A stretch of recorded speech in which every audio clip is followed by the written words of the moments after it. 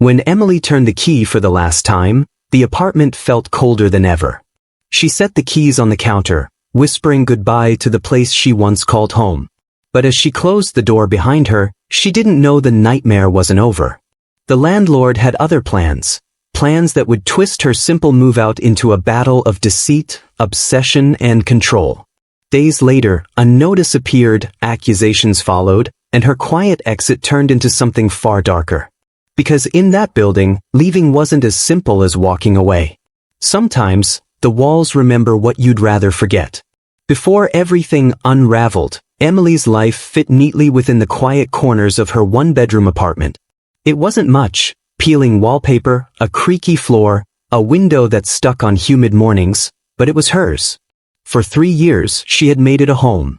A soft lamp by the couch cast a warm amber glow over evenings spent sketching, reading, or working late on her freelance design projects.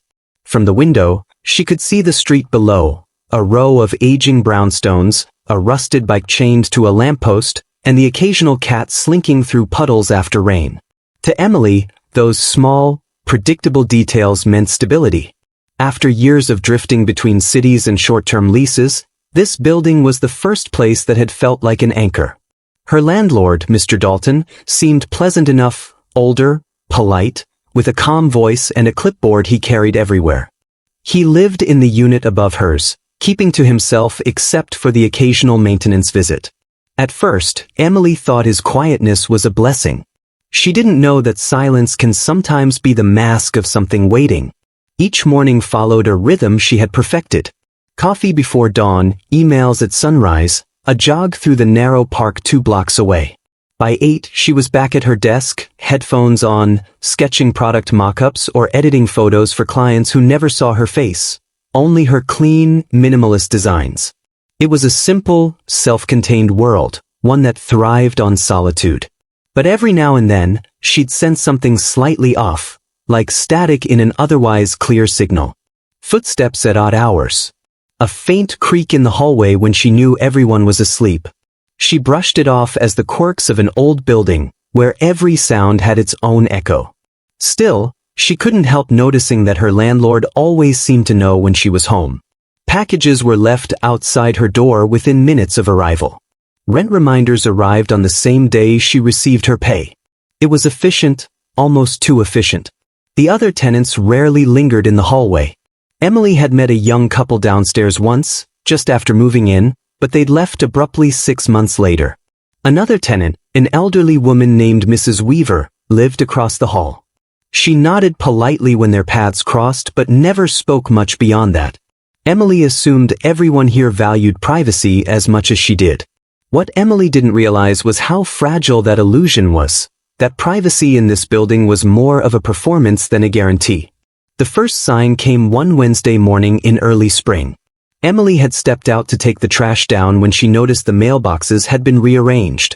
Her nameplate had been moved from the middle row to the bottom, its metal slot bent slightly open. Inside, her mail was stacked perfectly, as if sorted by someone with too much time. Bills, subscription letters, even a hand-addressed envelope from her sister, all lined up with unnerving precision. It felt wrong.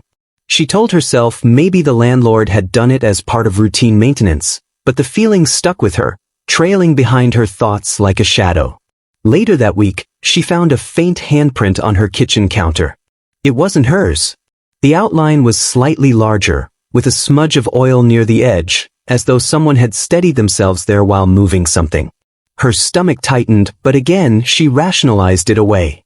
She'd had maintenance work done a few days earlier, a leaky faucet, a loose cabinet hinge.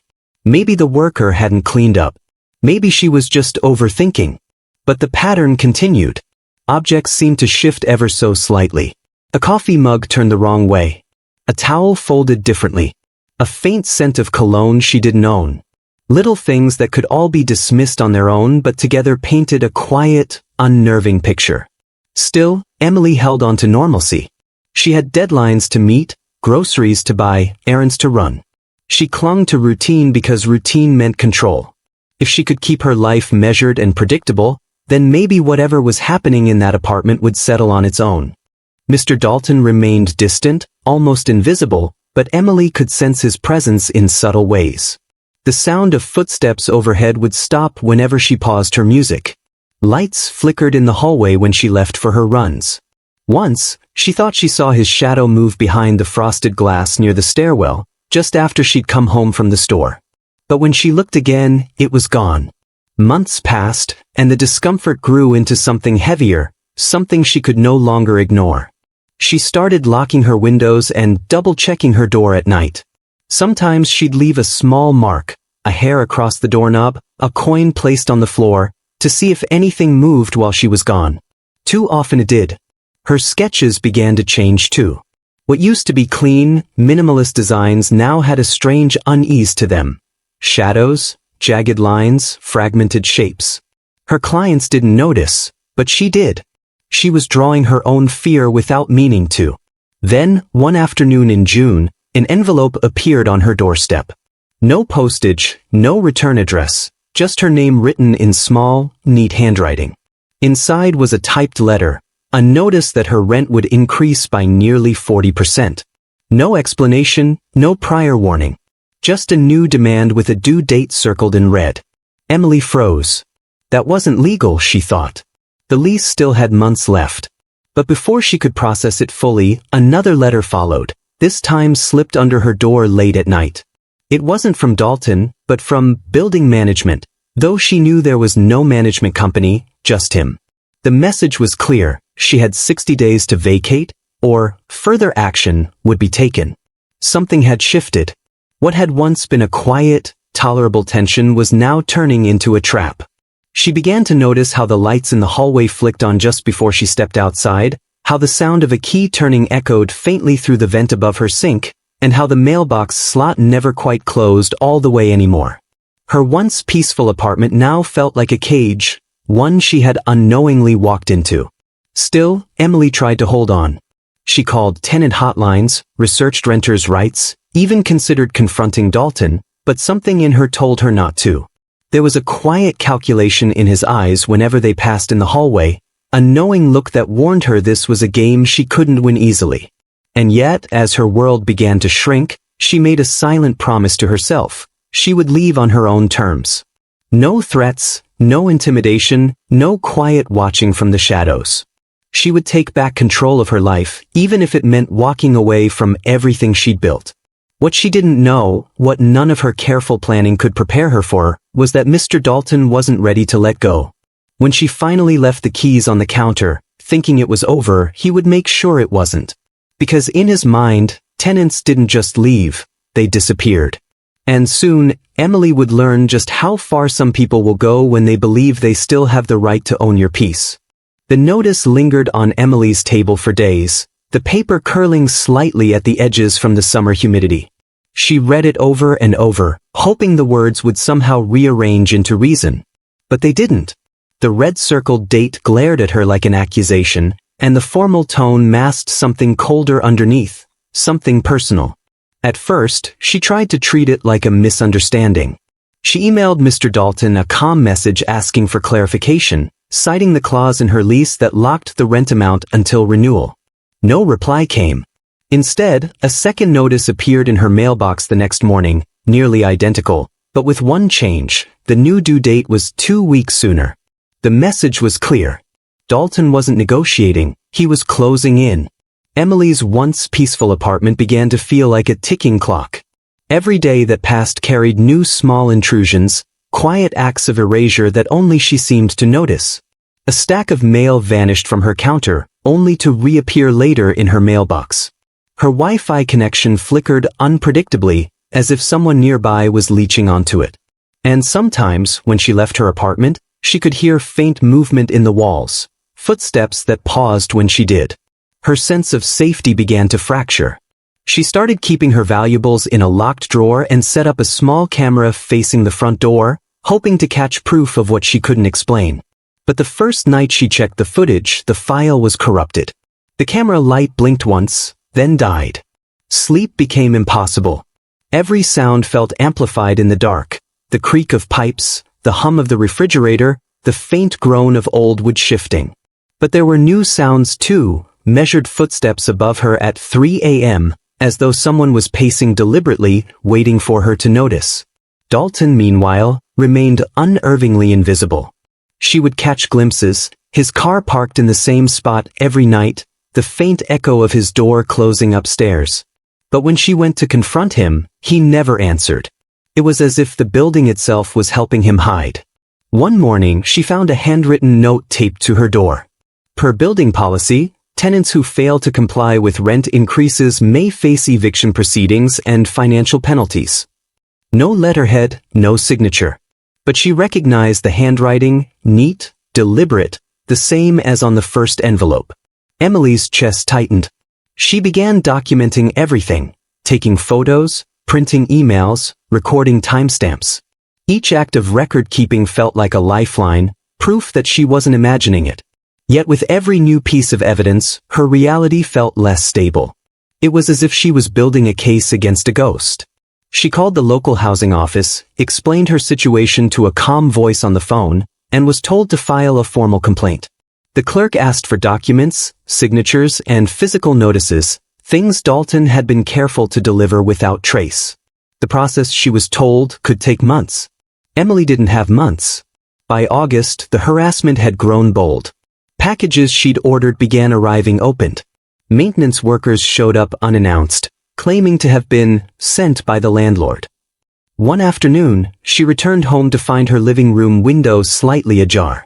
The curtain moved gently in the breeze, and on the windowsill, someone had left a single key. Not one of hers. Her stomach dropped. It was old, brass-colored, with a worn label that simply read, "Spare." She didn't touch it. Instead, she gathered her things and went to a nearby cafe, her heart still pounding. She sat by the window, pretending to scroll through her phone, but her eyes stayed fixed on the apartment across the street. Through the glass, she could see the faint outline of her window, and for a fleeting moment, she thought she saw movement. A figure shifting behind the curtain. When she returned later that night, the key was gone. The next day, her lease agreement disappeared from the folder where she kept it. Then her utility bill. Then a copy of her ID. Each loss was small, deniable but deliberate. Dalton was dismantling her life piece by piece, and doing it so quietly that even the police might not believe her. Desperation began to replace fear. She started sleeping with the lights on, leaving her shoes by the door, her phone recording overnight just to prove she wasn't losing her mind. But the recordings captured nothing except faint static and the low hum of the building's ventilation, a sound that sometimes almost seemed like breathing. Then came the letter under the door again. This one was shorter. "You're trespassing now. Vacate before the locks are changed." No date, no signature, just the same anonymous certainty that had defined every move so far. Emily called the police this time. The officer who arrived was polite but skeptical. He glanced around her apartment, took notes, and suggested she work it out with the landlord. When she mentioned the missing items, he shrugged. Without proof of forced entry, there was nothing they could do. The moment he left, she locked every bolt, pressed her back against the door, and sank to the floor. For the first time since it began, she allowed herself to cry. Her home, the space she'd poured her time, effort, and identity into, had become a stage for someone else's control. Days later, she received a voicemail from Dalton's office line. The message was calm, almost cheerful. Per our previous correspondence, your unit will be inspected for maintenance purposes this week. Please ensure access is available. She didn't respond. But that Friday, when she returned from running errands, she found the door slightly open. The frame bore faint scratches near the lock, as if someone had forced it, but nothing was stolen. Not visibly. Yet as she walked through, she could feel the difference, the subtle shift of air, the faint smell of cologne again, and on her counter, her set of spare keys neatly arranged in a row. Every key except one. That missing key would haunt her for weeks. Emily's work began to suffer. Clients complained of missed deadlines, files corrupted or misplaced. Friends reached out less frequently, sensing the tension in her voice. Even her reflection in the mirror looked foreign. Hollowed eyes, tight jaw, the strain of constant vigilance. She wasn't living anymore, she was enduring. But beneath the exhaustion, something inside her began to harden. She started researching property records, finding out that Dalton owned the building outright, and that several past tenants had left abruptly, their departure dates overlapping with sudden maintenance closures. She found a court record too, a dismissed complaint from a woman who had lived there before her. It alleged harassment, unlawful entry, and psychological intimidation.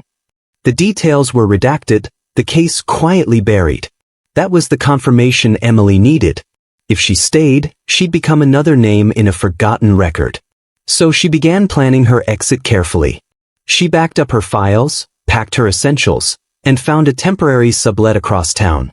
Every step felt like moving through a minefield, quiet, deliberate, watching for any sign that he was aware. But Dalton always seemed one step ahead. The night before she planned to leave, the power went out in her apartment. Not in the whole building, just hers. The hallway light flickered faintly through the gap beneath her door, and from somewhere above, she heard the creak of footsteps descending the stairs. Her phone light trembled in her hand as she moved to the window, but when she looked out, the street was empty. Then, faintly, she heard it, the soft click of a lock turning. Not from her door, but from the maintenance closet beside it. She froze. A shadow passed under the gap, slow, deliberate, then stopped. Silence filled the air, the kind that feels too heavy to breathe through. After a long moment, the shadow moved again, this time retreating toward the stairs. The lights came back on. When she finally gathered the courage to open her door, the hallway was empty. But on the floor, resting against her doorframe, was an envelope. Inside was a typed note. Tenants who abandon property will forfeit deposits. Building will retain personal items as collateral. Collateral. The word echoed in her mind like a threat. Emily barely slept that night. At dawn, she loaded her essentials into her car, glancing back at the apartment one last time. The windows looked ordinary again, calm, harmless, like the nightmare had just been a trick of the light.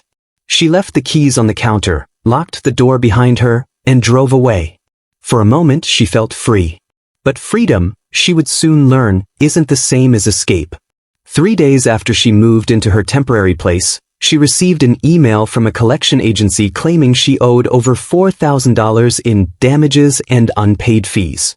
Attached were photos, grainy images of her old apartment showing broken fixtures, holes in walls, and shattered tiles. None of them were real. She knew that space like her own skin, those damages had been fabricated. Dalton was still reaching for her, even from a distance. She contacted a lawyer who warned her that landlords sometimes falsify evidence to withhold deposits or file claims. The process to dispute it could take months. That night, she scrolled through the online tenant forums again, searching for any mention of Dalton's name. She found 2 anonymous posts, both describing eerily similar experiences. Both ended abruptly with the same chilling phrase, "He always finds a way to come back." Sleep didn't come easily after that. The next morning, as she left her new apartment, she noticed something on the ground near her car tire, a small brass key, identical to the one labeled "spare." Her hands trembled as she picked it up. The tag was gone now, but she didn't need it. She recognized the scratch near the base, the same one she'd noticed weeks earlier when she first found it on her windowsill. And faintly etched into the metal, barely visible in the sunlight, was a single word. Mine. Emily's breath caught. She dropped the key, backed away slowly, and for the first time, realized the truth she'd been avoiding all along, that the end of the lease hadn't ended the control. Dalton wasn't protecting property anymore. He was protecting possession. And she was still part of it. 4 weeks, Emily lived in a state of half-awareness, alert but exhausted, waiting for a move she couldn't predict. The key she found near her car felt like a message, a taunt left where she would inevitably see it. She tried convincing herself it was coincidence, a leftover from someone else, but deep down she knew better. Dalton had found her new address, and he wanted her to know it. The harassment escalated again, this time digital. Her email filled with fake invoices and notices, each more threatening than the last. Unknown numbers called at night, leaving voicemails of empty static. And every time she walked into her new apartment, she had the unsettling sense of being watched, that same subtle awareness of presence she thought she'd escaped. Emily stopped sleeping altogether. She started saving every message, every image, every voicemail. This time, she wasn't going to run. She had spent months cowering under the weight of fear, but fear was no longer sustainable. It was burning her alive from the inside. Something inside her shifted. She made a decision. She was going to fight. First, she gathered everything: the fake rent notices, the fabricated damage photos, even screenshots of the anonymous posts she'd found online.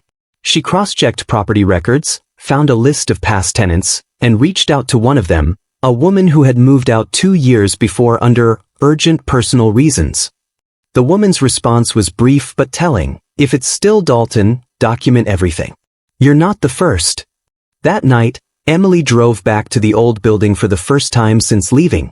Her hands trembled on the wheel as she turned onto the narrow street. The familiar facade loomed ahead: brown brick, faded paint, a row of shuttered windows that stared down at her like indifferent witnesses. The air around it felt heavier, like the building itself held its breath. She parked across the street and waited. At 9:14 p.m., the upstairs light flicked on. Dalton's unit. She could see him moving through the window, pacing like a man rehearsing. Then, the light in her old apartment turned on. Her heart stopped. That unit should have been vacant. Through the thin curtain, she saw shadows moving, faint, deliberate gestures. Someone was inside. Emily grabbed her phone, started recording from across the street, zooming in until the shapes became clearer. A man, Dalton, was walking slowly around the apartment, clipboard in hand. He paused by the counter, where she had left her keys weeks ago. For a moment, he bent down as if studying something on the surface. Then he looked up toward the window, straight at her. Even from a distance, she knew he saw her. He smiled. That small, knowing curve of the mouth shattered any illusion of safety she had left. It wasn't just harassment. It was a message: you never really left. Emily started the car, hands trembling, but instead of fleeing, she did something unexpected. She dialed the local housing investigator's number, the same one she'd contacted before, and left a message explaining that she had visual proof of her landlord illegally entering and occupying a tenant's vacated unit. Then she called the police. By the time the officers arrived, Dalton had turned off the lights. The building looked silent again, almost peaceful. One of the officers knocked, announced himself, and waited. No answer.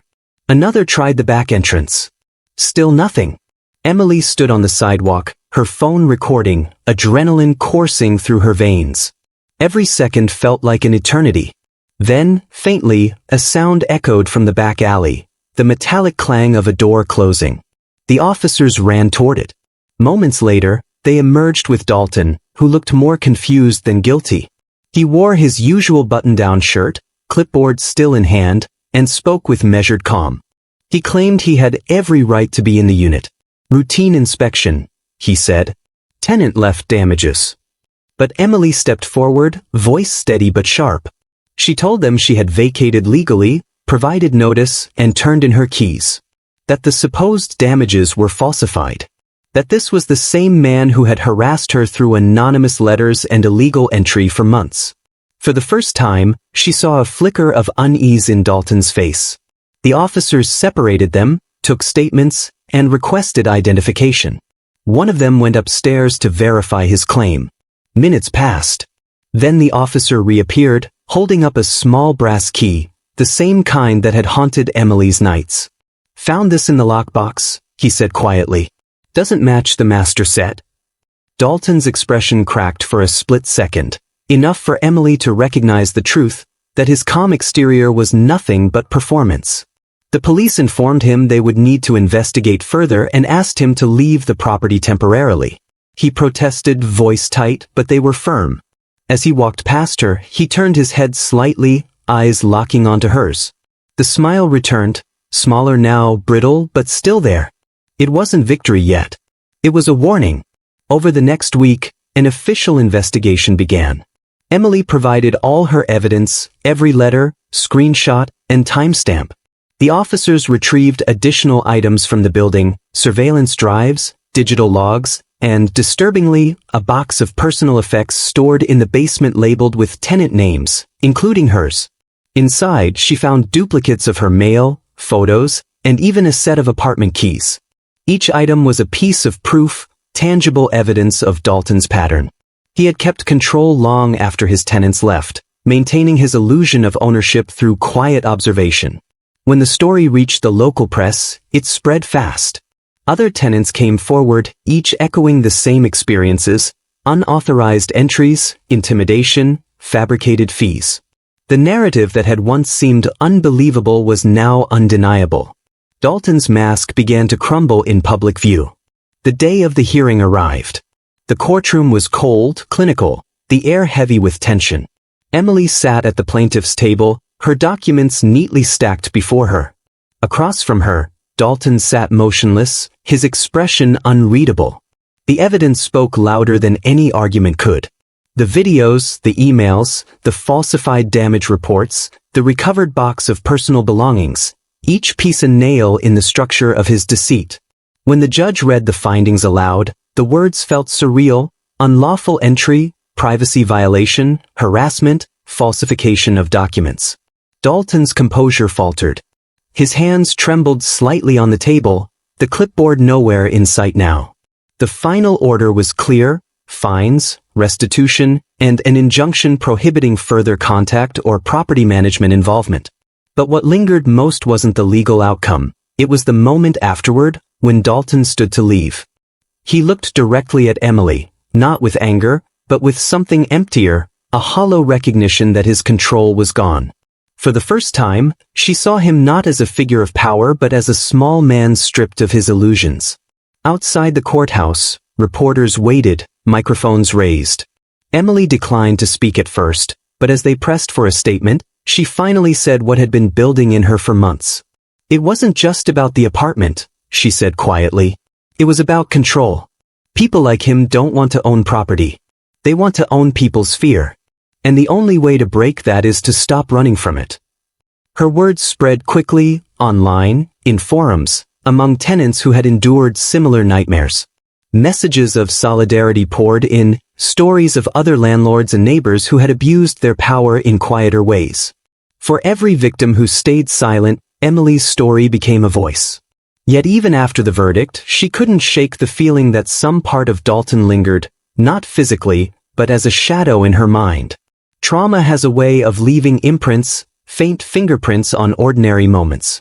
When she locked her new apartment door at night, she still sometimes double-checked it twice. She still caught herself listening for footsteps above her, even when there were none. But there was a difference now. The fear no longer controlled her. She controlled it. A week after the case closed, she returned one last time to the old building, escorted by a city official overseeing its sale. The units were empty, the halls stripped of life. Dust clung to the floorboards where furniture once stood. In her old apartment, the faint outline of where her rug had been still marked the wood. She walked to the counter, the same counter where she had left the keys that final morning, and placed her palm flat against it. The surface was cold but familiar. It was over. As she turned to leave, a faint sound came from behind the wall, a small creak, maybe the building settling. Or maybe, as she allowed herself to imagine, the last echo of the life she had escaped. Either way, she smiled. Because this time, she didn't need to look back. Months passed before Emily truly understood what survival meant. Freedom wasn't a single moment of escape or a courtroom verdict. It was a slow, uneven process of reclaiming the parts of herself that had been chipped away piece by piece. The fear didn't vanish overnight. It lived quietly beneath her ribs, a residual pulse of alertness that surfaced when she least expected it. A sudden knock, a flickering light, the sound of keys jangling nearby. But over time, those reactions began to dull, replaced by something sturdier: resilience. The investigation into Dalton's actions didn't end with the courtroom verdict. The city launched a broader inquiry after uncovering evidence of systematic harassment across multiple properties he owned.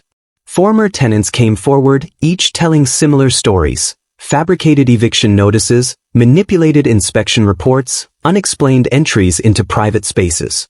What began as a single woman's quiet ordeal evolved into a pattern too deliberate to ignore.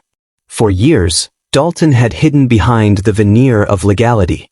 He knew how to manipulate paperwork, how to twist regulations to his favor, how to exploit the silence of tenants too fearful or exhausted to fight back. But Emily's case fractured that pattern. Her meticulous documentation, the timestamps, photos, and recordings, became the thread that unraveled his web of deceit. Eventually, prosecutors filed additional charges. Dalton's property licenses were suspended, and his holdings frozen pending civil review.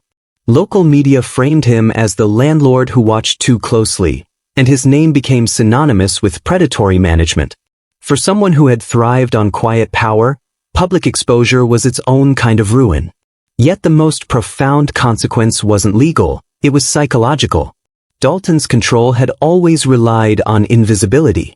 When Emily's story surfaced, when his methods were dissected in articles, interviews, and tenant advocacy campaigns, he lost the one thing he depended on: anonymity.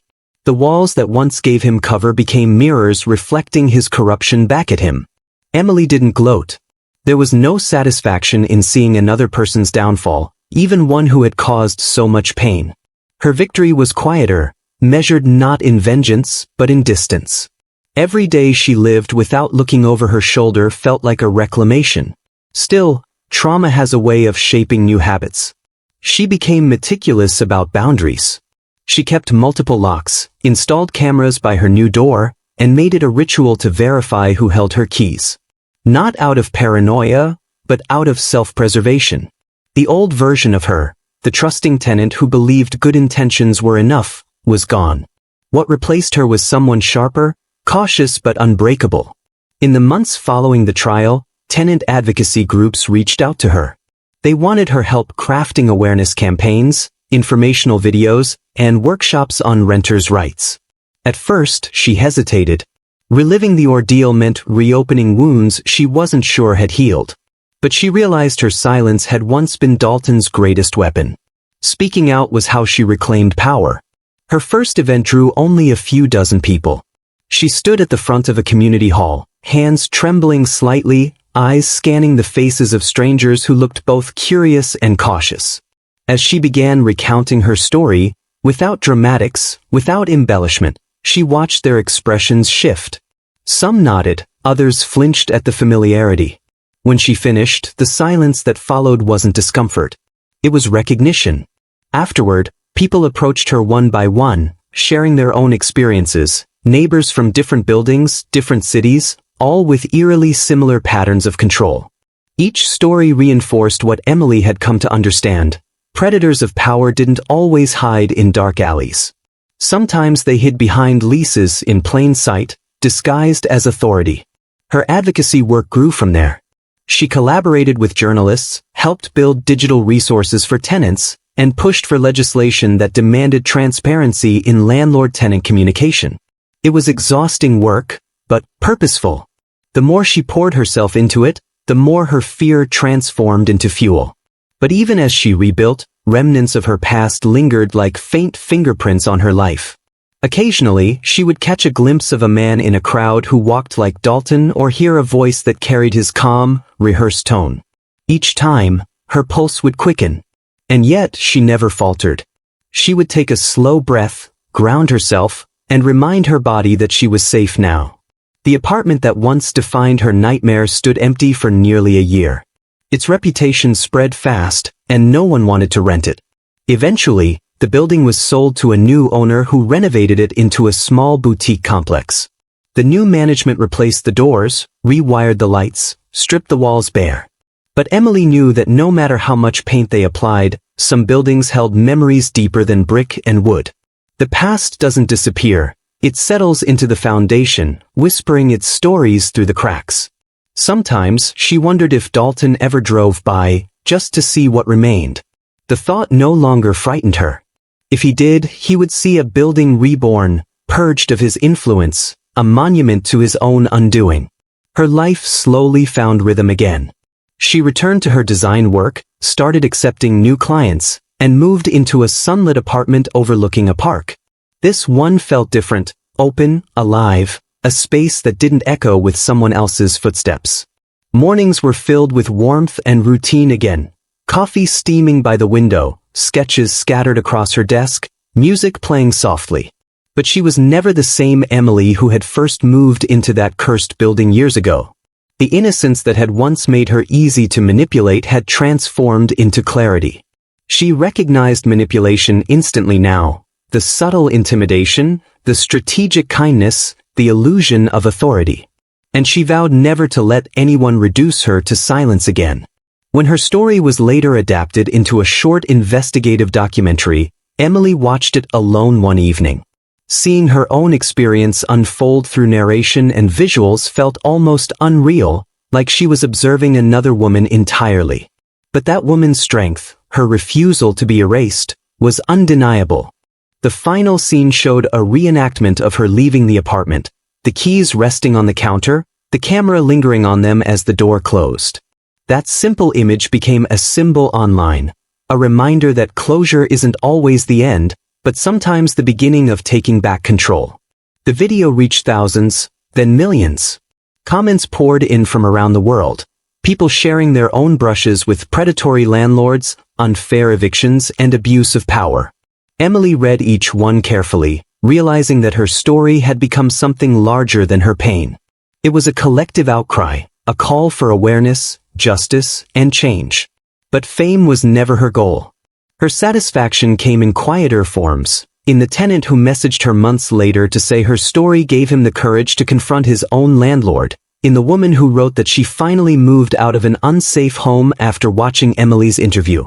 Each message felt like a thread in a web of resilience connecting people who had once felt powerless. As seasons changed, the echoes of her past faded into something less haunting and more instructive. Every scar, every sleepless night, every trembling moment had shaped her into someone unrecognizable from the woman who once second-guessed her instincts. She began to see her ordeal not as an ending, but as initiation, an entry into a world where awareness meant safety and knowledge meant freedom. Dalton's name eventually vanished from headlines, replaced by newer scandals and stories. But the laws that emerged because of his downfall remained. Stricter inspection guidelines, mandatory digital transparency in rent adjustments, and official oversight of private property managers, each one, a ripple of consequence born from his arrogance. Justice, Emily learned, wasn't always swift or cinematic. Sometimes it arrived slowly, in policies and procedures that prevented others from facing what she endured. That was enough. One evening years later, she walked past a hardware store window and saw a display of brass keys hanging in neat rows. For a moment, she froze. The sight triggered something deep and old, a memory of the key labeled spare, of the metallic chill it carried, of the word mine, etched into it like a curse. But instead of fear, she felt a strange calm. Keys, she realized, were just objects. What gave them power was who held them, and who allowed themselves to be locked behind them. She smiled faintly and walked on. In the twilight reflection of the store window, her face looked older, wiser, unbroken. The years of quiet terror had transformed her into someone Dalton could never have imagined. A woman who had learned to wield her story as armor, her scars as proof that control can always be reclaimed. Her journey became more than survival. It became a map for others still trapped in the invisible prisons built by those who mistake ownership for dominance. And though her story began with a set of keys left on a counter, it ended with the realization that true freedom isn't about leaving a place behind, it's about refusing to let it define you. Some nights, she still thought about that apartment. About the silence, the creaking floorboards, the sense of being watched. But now, those memories came with distance, like echoes from another lifetime. She no longer feared the walls remembering her, because now the world remembered him. And in that she found her peace. This was today's secret.